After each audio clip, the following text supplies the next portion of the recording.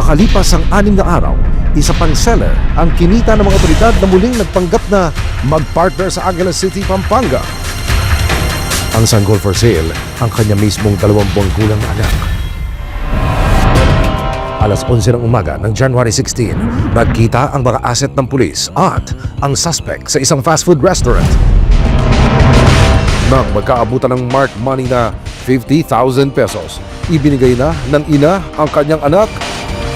Dito na siya inaresto, dinala sa tanggapan ng PNP LFU.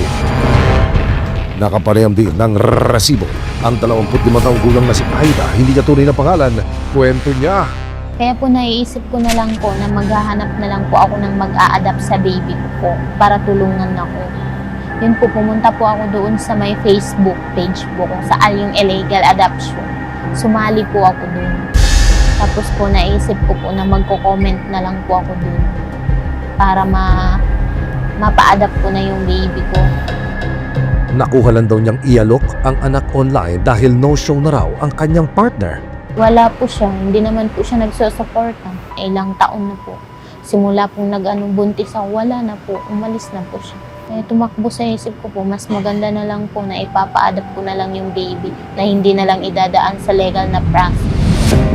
Paliwanag ng PNP WCPC mula taong 2022, mahigit 600 sanggol na ibinebenta o ipinapaampod sa iligal na paraan ng na-rescue na ng kapulisan.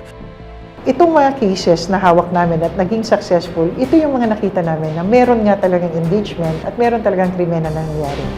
Dagdag pa ng PNP WCPC. Mas malala ito kaysa sa droga. Kasi ang involved dito, bata.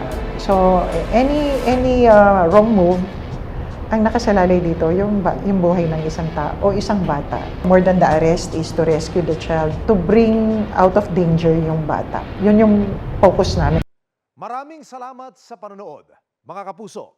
Para masundan ang mga reklamong nasolusyonan ng resibo, mag-subscribe lamang sa GMA Public Affairs YouTube channel